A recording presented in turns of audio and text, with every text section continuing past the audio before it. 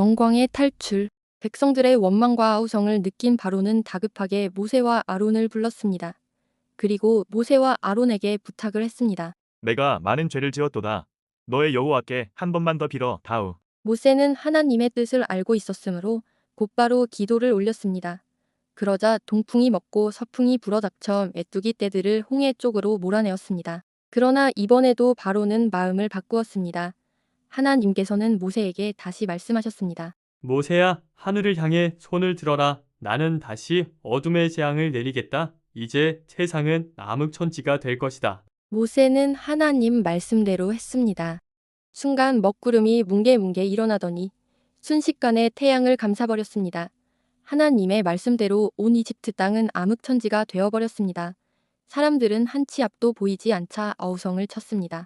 아이고 캄캄해. 왕이 또 사고를 친 모양이구나. 이거 미치겠군. 앞이 보여야 뭘 해먹든가 하지. 이 같은 어둠이 사흘이나 계속되자 더는 참지 못한 바로 왕은 모세와 아론을 다시 불렀습니다. 이렇게 어두워서야 살 수가 있겠느냐? 너희는 답답하지도 않단 말이냐? 이집트의 천지가 암흑천지라지만 밝은 태양을 볼 수 있는 곳이 한 군데 있습니다. 아니, 그곳이 대체 어디란 말이냐? 바로 우리 백성들이 살고 있는 고센 땅입니다.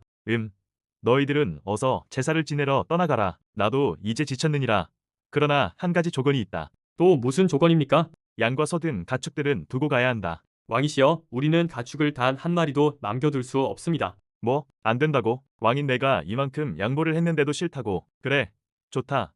마음대로 해보아라. 어서 물러가거라. 다시 돌아오면 죽여버릴 테다. 잘 말씀하셨습니다. 우리는 두 번 다시 돌아오지 않겠습니다. 마지막으로 한마디 들으십시오. 한밤중에 하나님께서 이집트에 오실 터인데 그때는 왕자를 비롯하여 여종의 아기까지 장자와 모든 가축에 처음 난 것은 모조리 죽을 것입니다. 그리고 온 이집트에 큰 통곡 소리가 들릴 것입니다. 그런 일은 이전에도 없었고 앞으로도 없을 것입니다. 그러나 이스라엘 사람에게는 손끝 하나 되지 않을 것입니다. 이것으로 여호와께서 이집트 사람과 이스라엘 사람들을 구별하는 것을 당신들은 알게 될 것입니다. 바로 왕에게 그렇게 말하고는 모세와 아론은 돌아가 이스라엘 각 지파의 대표들과 장로들을 소집해서 회의를 열었습니다. 하나님께서 내게 말씀하셨소. 죽음의 천사가 이집트를 방문하여 백성과 짐승의 장자를 죽게 만들 것이라고 말입니다. 그럼 우리들의 장자도 죽게 됩니까? 아니요, 하나님을 따르는 이스라엘 백성은 구원을 받을 것입니다. 그러기 위해 여러분은 다음과 같은 준비를 해야 합니다. 한 가정에 어린 양 한 마리씩을 해시기 전에 잡아 그 피를 좌우 문설주와 문지방에 바르시오. 그 밤부터 아침까지는 아무도 집 밖으로 나가서는 안 됩니다. 주께서 이집트를 치시려고 그 밤에 오실 때 문설주에 바른 피를 보시면 그곳을 그냥 지나가실 것입니다. 아! 문설주에 피를 바른 후 무교병을 불에 구워 누룩 없는 떡과 쓴 나물을 같이 드시오. 모세의 지시에 따라 이스라엘 백성들은 떠날 준비를 하기 시작했고 좌우 문설주에 어린 양의 피를 발랐습니다. 그날 이스라엘 백성들은 무척 바쁜 하루를 보내고 영광의 탈출을 대비하여 모두 조용히 약속의 시간을 기다렸습니다. 그날 밤 이스라엘 사람들은 모든 준비를 마치고 하나님께 죽음의 천사가 지나가길 기도하고 희생 제물을 모두 배불리 먹고 있을 즈음 이집트 전역에서 엄청난 비극이 시작되었습니다. 야, 척자야. 왜 그러니? 장자야, 정신 차려라. 하나님이 보낸 죽음의 사자는 이집트 전역을 두루 다니면서 장자들과 가축의 처음 새끼들을 모조리 죽였습니다. 얘야, 정신 차려라. 세상에 이런 날벼락이. 나이든 늙은 장자도 아빠, 큰 아버지가 숨을 안 쉬어요.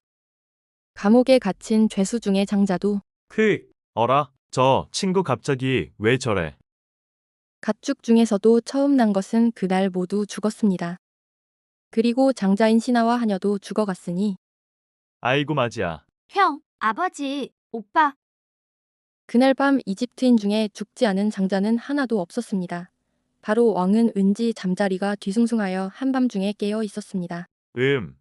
도대체 이 더러운 기분은 무엇이란 말이냐? 그때 시중 한 사람이 다급하게 뛰어와 바로 왕에게 말했습니다. 왕이시여, 큰일이 났습니다. 무슨 일인데?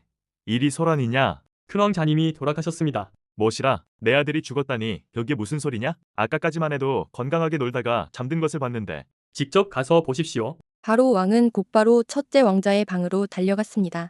아니, 갑자기 무슨 기운에 씌인 듯 부르는 떨더니 그만.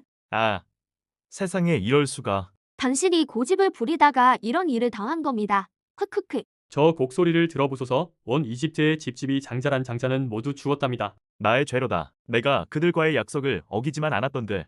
이런 재앙은 당하지 않았을 것을. 바로 왕은 가슴을 치며 후회했습니다. 용서해다오. 아들아. 여봐라. 아침까지 기다릴 수 없다. 어서 모세와 아론을 불러오라. 신하들은 사안의 시급함을 알고 서둘러 모세와 아론을 데려왔습니다. 이집트 백성들의 통곡 소리를 들으셨습니까? 바로 왕이시여? 이제 우리 여호와 하나님의 위대한 힘을 인정하시렵니까? 그래. 충분히 알았으니 너희 백성과 가축들을 데리고 속히 떠나거라. 드디어 우린 자유의 몸이 되었구나. 결국 고집센 바로 왕이 굴복하였습니다. 이집트인들은 자신들의 재물까지 모두 내주며 이스라엘인들을 내쫓듯 보냈으니 이는 이스라엘인들이 이집트에 온 지 430년 만의 일이었습니다. 출발. 모세는 이스라엘 민족에게 출발 명령을 내렸습니다. 출발지인 고센 땅의 아암셋으로 모인 이스라엘 민족의 수는 200만 명에 달하였습니다. 모세는 이집트를 떠나기에 앞서 요셉의 유고를 가지고 가는 것도 잊지 않았습니다. 선조 요셉이 우리 후손에게 단단히 명령한 일이니 조심히 모셔라. 그러면요. 그날 밤 광야에서는 하나님을 찬미하는 축제가 벌어졌습니다. 아, 자유란 게 이렇게 좋은 거구나. 우리는 해마다 이날을 기억하고 기견해야 해. 어른들이 자유의 기쁨에 취해 있을 때 어린 아이들은 모세에게 모여 질문했습니다. 우리 백성들은 얼마나 오래 이집트에 있었나요? 그리고 왜 이곳에 오게 되었나요? 너희 부모가 가르쳐 주지 않았더냐? 오래전에 기근으로 먹을 것을 찾아 야곱의 가족 70명과 종들이 이집트로 왔단다. 그리고 수백 년이 흐른 지금 이곳을 떠나는 우리 백성은 200만 명 이상이 되었으니 이것은 모두 주님의 축복이다. 우리는 해마다 이날을 기억하고 주께서 우리를 이집트에서 이끌어내신 일을 기념해야 한다. 이것을 유월절이라 하며 주님이 명령하신 일이다. 그리고 우리의 자손들이 이 유월절의 뜻을 물을 때 이것은 주께서 이집트 사람을 치시고 우리들의 집은 그냥 지나신 것을 기념하는 날이라고 대답하라. 주님께서는 이스라엘 백성에게 해마다 이 유월절을 일주일 동안 지키고 이 날에는 누룩이 든 빵을 먹지 말라고 하셨다. 그럼 뭘 먹나요? 유월절 첫날에 어린 양을 잡아 그 고기를 구워 먹는다. 이것이 유월절의 시초가 되는 것이란다. 아, 6월절은 칠칠절, 초막절과 함께 이스라엘의 3대 절기 중 하나로 이스라엘 민족이 애굽에서 종되었던 곳에서 해방된 것은 세상과 사망의 종 노릇하던 우리가 예수님으로 말미암아 해방되어 구원을 받은 것을 예표합니다. 우리의 죄로 인해 예수님께서 십자가에서 죽으시고 부활하심으로 우리는 하나님의 자녀이자 하나님 나라의 백성으로 새로워졌으며 영원한 속죄와 구원의 은총을 받을 수 있게 되었습니다.